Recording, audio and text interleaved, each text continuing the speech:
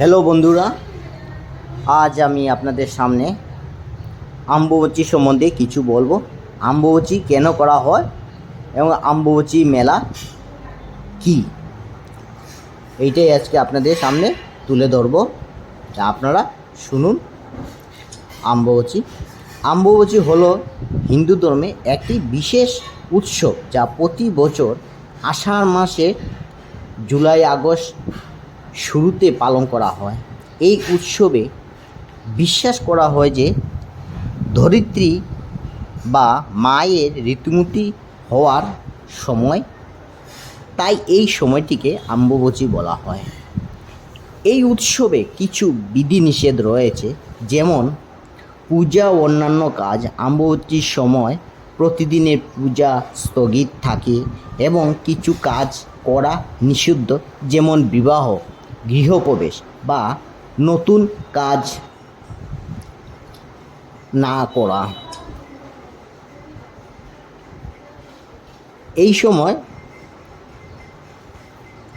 এই সময়কালে খনন কার্য করা বা লাঙ্গল, বীজ বপন এবং ফসল রোপণের মতো সমস্ত কৃষিকাজ নিষিদ্ধ।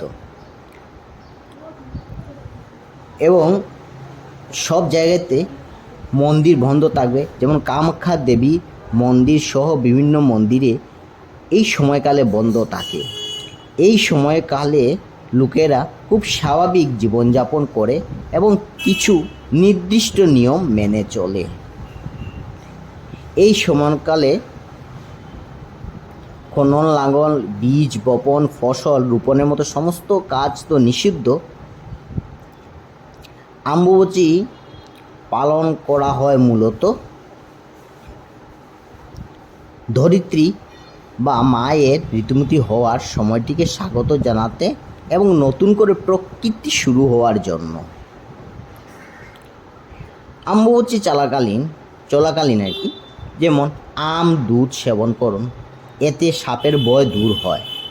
অম্বুবাচীর 3 দিন কোনো মাঙ্গলিক কাজ করা যাবে না, যেমন বিবাহ, পুজো, গৃহপ্রবেশ প্রভৃতি।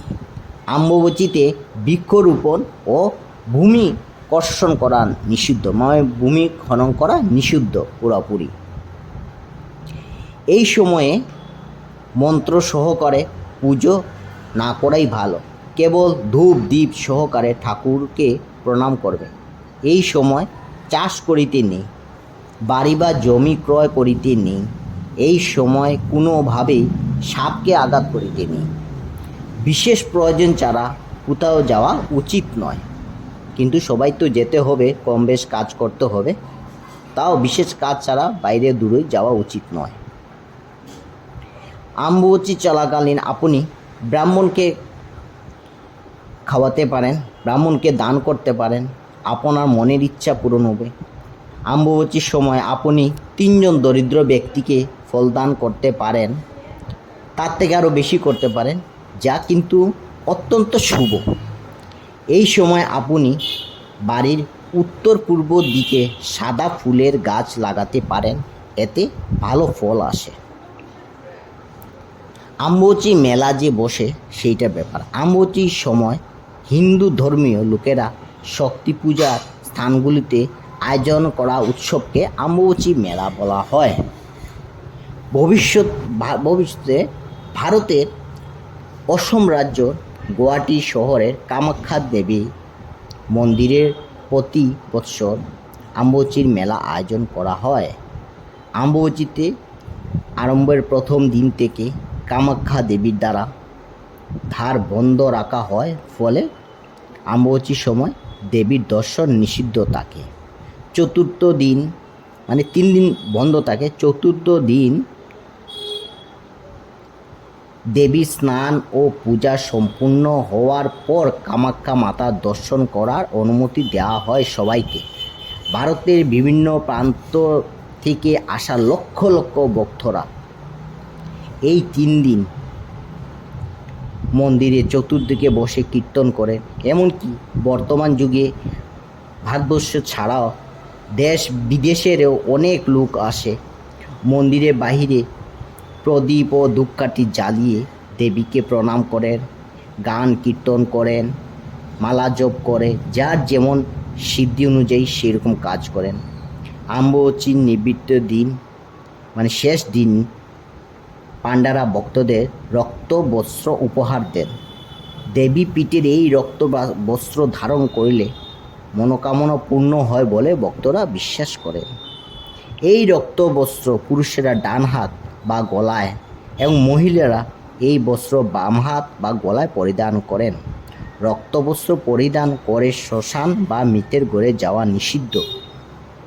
কামাখ্যা ধামের অম্বুবাচী মেলা আন্তর্জাতিক ও জাতীয় সম্প্রীতি রক্ষার জন্য বিশেষ ভূমিকা পালন করে। তো আজ আপনাদেরকে আমি এই অম্বুবাচী সম্বন্ধে কিছু বললাম। যদি আমার এই ইয়েটা ভালো লাগে কথাগুলো, তবে পুরো ভিডিওটা আপনারা দেখবেন আর অবশ্যই আমাকে সাপোর্ট করবেন। ভুল হলে মাফ করবেন। এই বলেই আজকে এখানে শেষ করছি। নমস্কার।